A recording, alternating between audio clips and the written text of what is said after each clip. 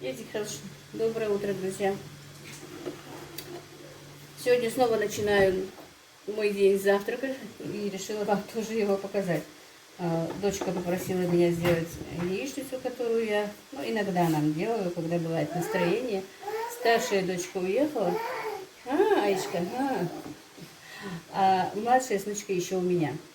Так, значит, для этой яичницы мне нужно помидоры, болгарский перец, лучок, зелень, чесночок, немножко острого перца, ну и яйцо, конечно. Так, растительное масло я уже в сковородку налила. И сначала обжарю лучок.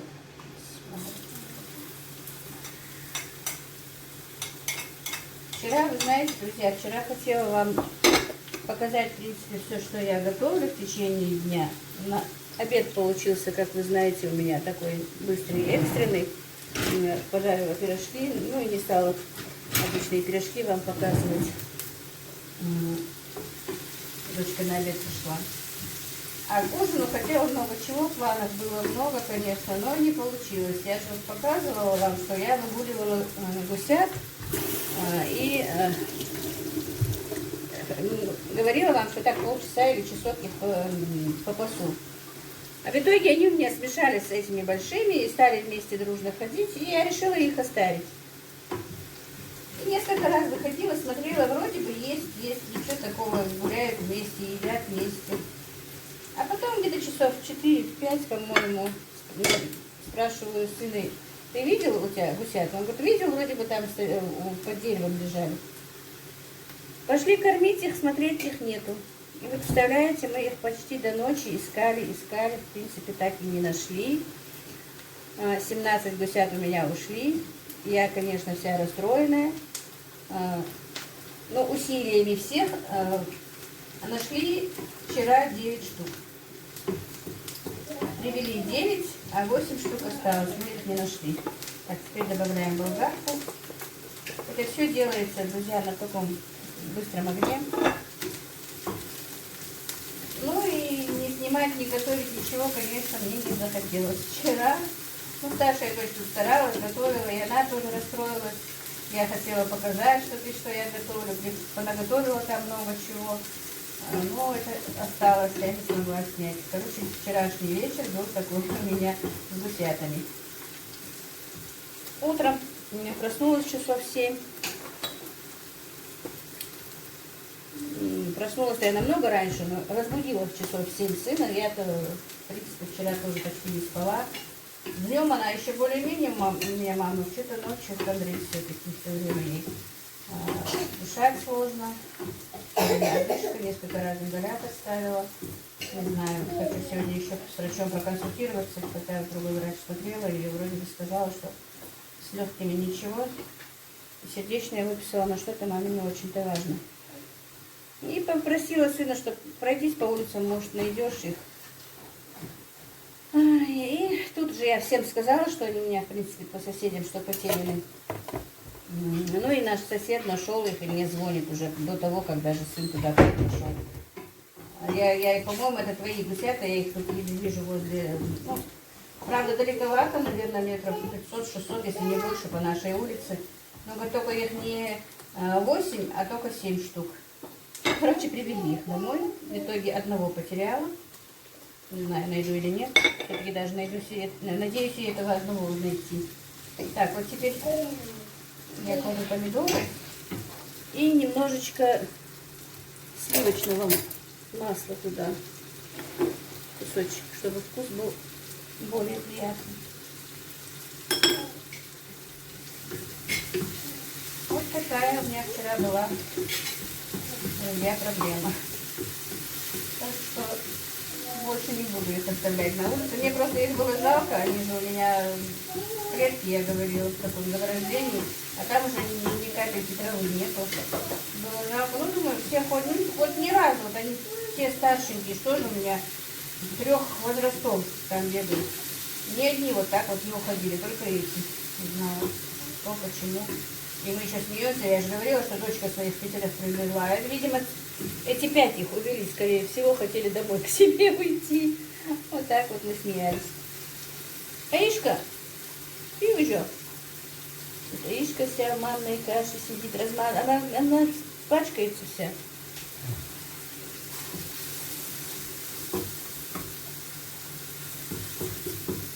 Правда, я эту яичницу готовлю, конечно, очень редко, неохота бывает заморачиваться, если честно. Так, сейчас немножко посолю.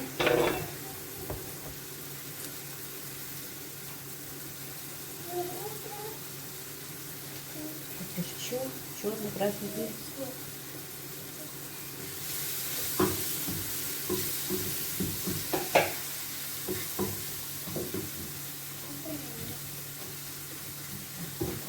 Что-то не очень. Если помидоры были бы сочные, было бы намного лучше. Помидоры не очень сочные. Когда тут бывает сок, вместе с яичницей макать хлеб, бывает очень вкусно. И еще я именно с этой яичницей иногда делаю лепешки, только не с обычной, как я лепешки делаю тесто, а из пельменного теста. Тонкие лепешечки. Бывает очень вкусно. Аиська, ты что там уронила? Чего ты все роняешь? Аиська? Вот так вот. Раньше Аишка у меня не такая была, что вот бабушку так сильно любит. С бабушкой вообще не хотела оставаться, и спать со мной никогда не хотела. А вчера, как начала реветь, я-то последние дни с мамой сплю, когда ей уже плохо.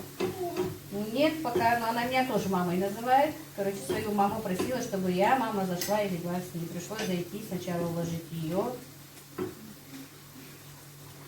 потом обратно к маме. Так, ну вот, друзья. Помидоры, по-моему, тоже уже все прожарились. Если я буду снимать долго завтрак, то я уже не сниму весь день для вас. Давайте я сейчас отключусь, а потом уже покажу вам готовую яичницу, короче. Или нет, все-таки добавлю я чесночок и острый перец. Я люблю острую пищу, вот немножечко острого перца и вот немножечко чесночка. Здесь не буду добавлять все-таки для пикантности.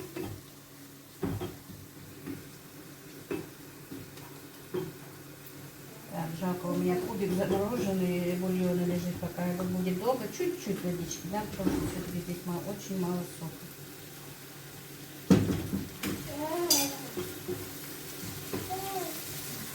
Когда вот эта подлива более такая жидкая, они бывают намного вкуснее. Вообще, иногда я эту даже такую яичницу делаю, знаете, как зажарка, когда вот для голубцов остается поджарка такая вот томатная. Вот туда яичницу бывает, тоже бывает вкусно.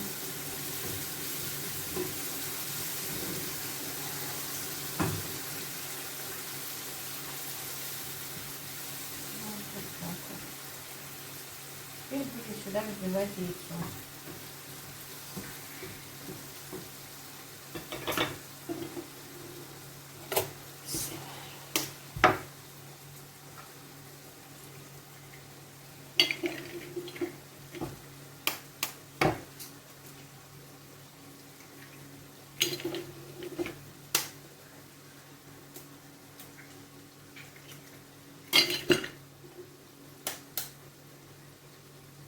Яйцо помыто. Вообще, знаете, как я делаю, может, и все делают. Я обычно в холодильник кладу яйцо сначала помыть. Потому что долго оно у меня все равно там не лежит. Чтобы мальчики потом, в основном делаю для них, чтобы мальчики потом не мыли. Чтобы им было удобнее. Вот все. Теперь закроем крышкой. Подождем, пока яичница чуть-чуть прихватится. Потом я подключусь снова. И вот, друзья, наша яичница готова. Будем завтракать. Теперь посыпем просто зеленью петрушки и базиликом. Сняла телефон со штатива. Так, тут мои меня уже ждут. Тут Ишка сидит. Не буду ее показывать, она без косыночки.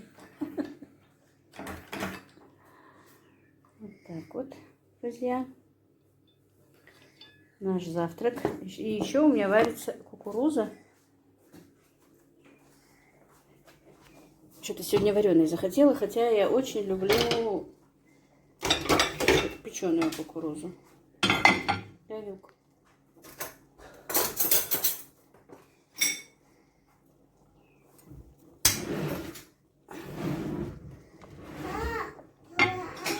Вот так вот. А скоро я буду практически, наверное, завтракать одна. Потому что... Хотя уже, по-моему, месяц мой сын все едет и едет. Собирается ехать на работу. Должен был уехать сегодня. Опять они отменили поездку. Едут только в воскресенье. И вот только когда будут приходить ко мне дочки с внучкой, с внуками. Да сиди ты, я не буду тебя снимать. Это тут бегает все время. На, поставь на стол.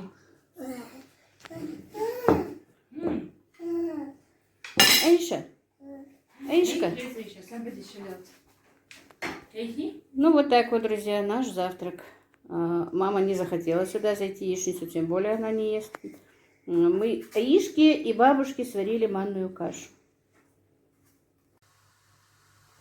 Ну вот, друзья, сейчас я буду готовить суп из брокколи. И заодно я вам покажу, и мы себе тоже поедим в обед.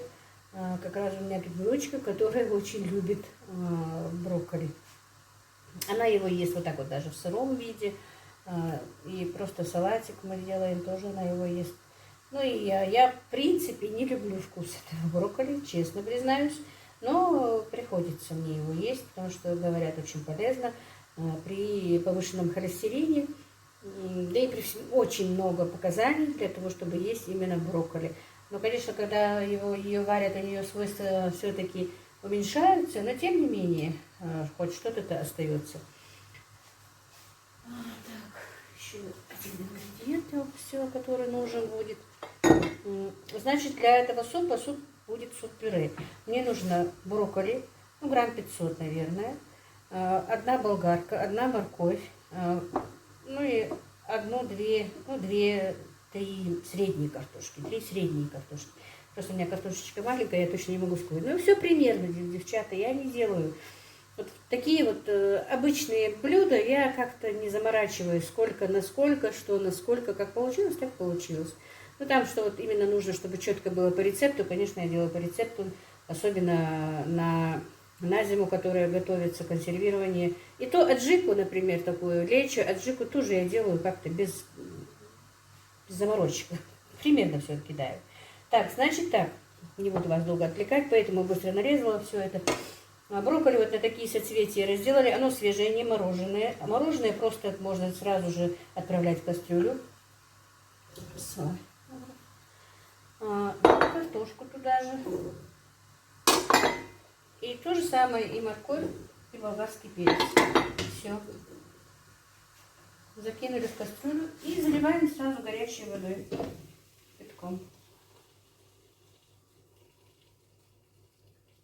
И минут на 15-20 вот эти наши овощи должны вариться. Ну, кто хочет, можно сделать на курином бульоне, на говяжьем бульоне. Но это уже будет менее полезно, как говорится. Я решила делать сегодня просто на водичке. Иногда делаю и на бульонах. Ну, я как-то, в принципе, хоть и поправилась, но не придерживаюсь никаких этих диет, ничего пока, ну, просто так для еды. Хотя уже мне надо будет, наверное, потому что прибавила за последние вот эти полгода не взвешивалась, буквально недавно на рынке взвесилась. Я прибавила 4 килограмма, и в таком весе я не была никогда. Теперь я не знаю, что делать. Будем как-нибудь бороться с этим весом, наверное. Все, теперь вот 15 минут, 15-20 минут. Ну, да, по мере готовности картофеля, брокколи буквально через 5 минут даже бывает готово. По мере того, как картошка сварится, и суп будет готов. Вот так вот, друзья. А потом, по ходу, я дальше покажу, что я буду делать. Ну и вот, друзья, пока еще у меня варятся овощи, а я приготовлю муку для этого супа. Конечно, он, если честно, не такой уж полезный получается суп. Если нужно просто для того, чтобы похудеть или для пользы, конечно, его надо делать на растительном масле. И брокколи меньше варить. Ну, я сегодня не буду заморачиваться именно вот диетическим супом. Он у нас будет такой. Потому что будет есть и ребенок будет есть, и мама будет есть, а ей диетического не нужно, как вы знаете. Так, сейчас мы будем жарить муку для супа. Он придает свою такой вот, ну, изюминку этому супу. Вот, сливочное масло и столовая ложка муки.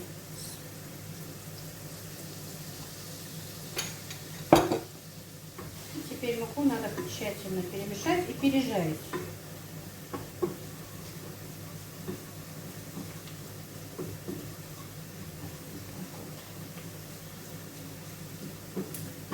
В этот суп еще можно добавлять сливки, друзья, но у меня их сегодня просто нет.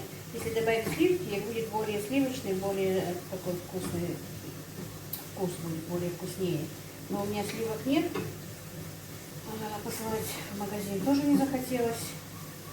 Но у нас будет просто на молоке. Мы добавим молоко. А если нужно, чтобы был диетический суп, опять-таки повторюсь, то ни масла, ни молока, ни сливок туда не нужно. Просто надо делать на воде. Тогда он будет более диетический. Так, суп, конечно, мой сын не поест. Для него я вот пожарила, и дочка тоже не любит. Пожарила картошку сразу же, чтобы они мне не возмущались. И у нас еще остался со вчерашнего вечера, со вчерашнего ужина. Дочка готовила куриный рулет. Мы его не весь съели, он остался. Так. Я еще овощи не солила, не перчила, ничего не добавляла. Пока не надо добавлять, друзья, на этой стадии. Вообще в овощи нужно добавлять соль уже, когда почти будет готово, чтобы, ну, говорят, чтобы вот прямо вкус был, свой вкус овощи отдавали без соли. Вот пока пережарится, я снова подключусь, покажу вам. И вот, друзья, мука уже прожарилась до золотистого цвета, с приятным запахом. И сюда выливаем молоко. Брать 400 молока.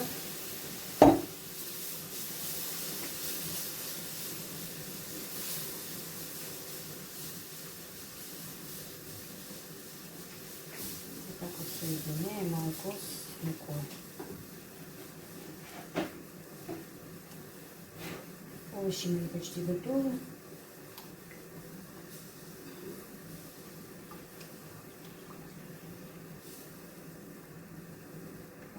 Я еще вам приготовлю диетический суп из этого брокколи. Как нужно его готовить, чтобы он был диетический. Сегодня из-за того, что будут его есть мама и девочка, я не стала готовить диетический суп. И потом как-нибудь я еще покажу, как я делаю салаты из этого брокколи. Обычно по-корейски салат. Салат с фасолью, тоже зеленый стручковый я делаю. Но я не буду врать, я его не делаю так часто. Ну, месяц один-два раза я его делаю. Ну, разные салатики. Летом, конечно, надо было бы делать чаще, но не успеваю. А зимой, да, часто делаю, потому что замораживаю. Зимой у меня времени больше. И делаю больше разных блюд. А летом, когда у меня времени мало, конечно, я их делаю поменьше. Ну вот, видите, наверное, видно. Вот, густота сметаны получилась, короче, у него. Посмотрим, чуть-чуть пусть потомится. И почти у нас все готово. Так, ну вот, друзья, овощи мои сварились. Теперь я их разобью блендером. И суп почти готов. Так, немножко будет шумновато, конечно.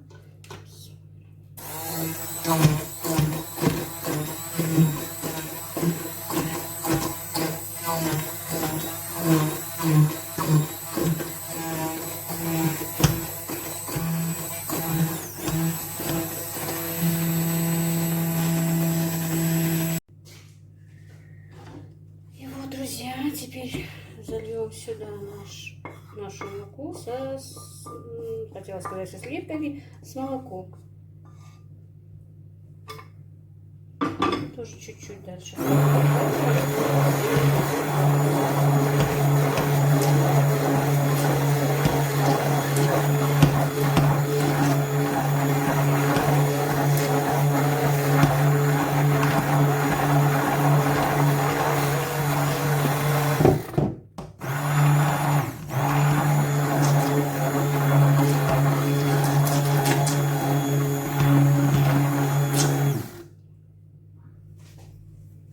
И все, друзья, наш суп-пюре из брокколи готов.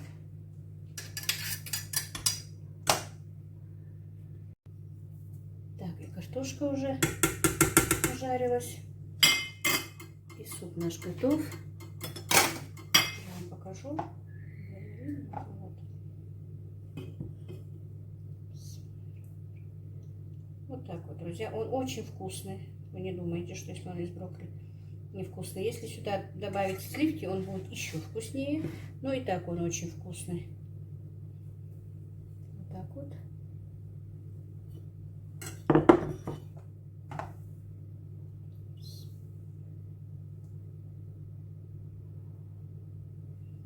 Попробуйте, не пожалеете. Суп действительно вкусный.